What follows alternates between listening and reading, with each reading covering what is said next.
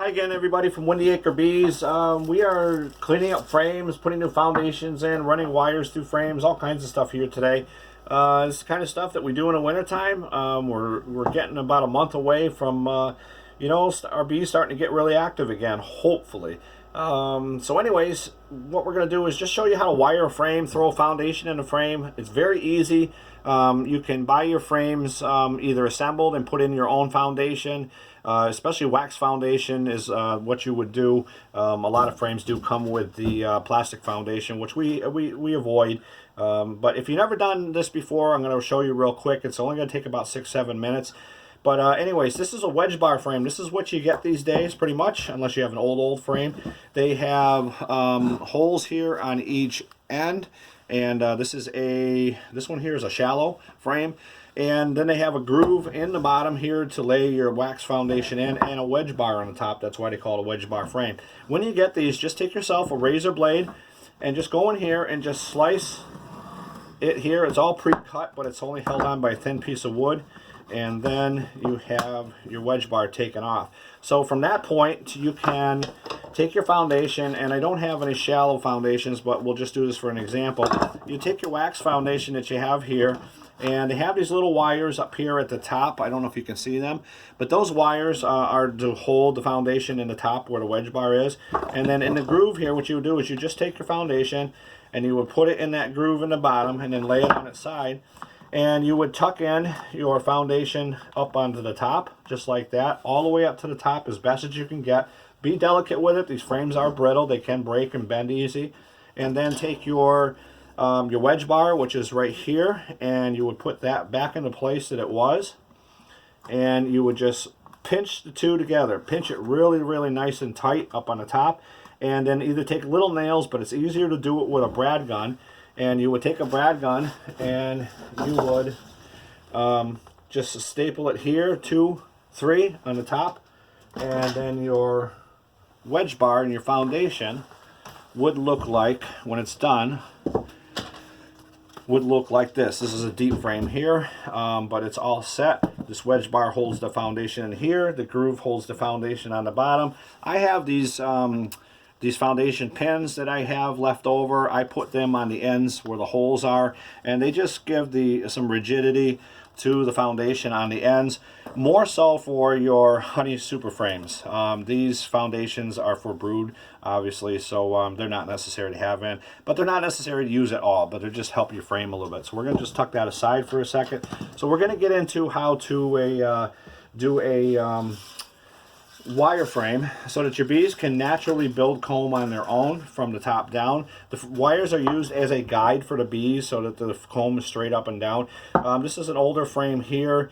Naturally, I would take a screwdriver and clean out the bottom here and scrape off. I like to take a knife. I like to scrape off these edges here. This is what I mean by cleaning them up, because this here is where it sets against the other frame, and that's what makes it hard to get them in and out of the hives when you're doing your hive inspections. Is this propolis right here bonds the frames together. So scrape them off and then they're nice and smooth. But anyways, let's move right along so this doesn't take you too long. But like I said, there are holes in the foundations, in the end of the foundation frames, and they're usually right here and right here. If they don't have any, that's fine. Just take a drill bit in either case, clean out the holes so that they're nice and clean, no wax or propolis inside of them. I missed, there we go. And just 2 holes to run your wires through, and then the 2 on the other. Now your shallow and your medium foundations will have 2 holes, and your deeps will have 4 on each side. And that's all you got to do. Now I have grommets that I use because I have them. They just keep the wire from cutting into the wood. There's a little grommet tool that you can get from a beekeeping supply place, a couple bucks, and you can get like a bag of 500 grommets for a couple bucks too. They're right there, and I just take them and I push them into the holes just like that, and as you can see it, they're okay. And then do all 4 sides. Again, you don't have to use these. I just happen to have them laying around and I'm using them.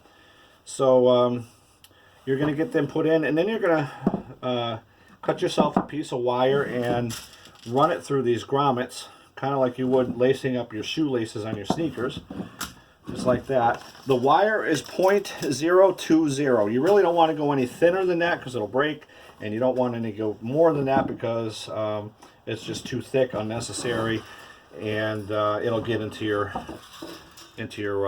honeycomb too much. So very thin wire is all you need, and again, we're just giving them a guide to build their comb.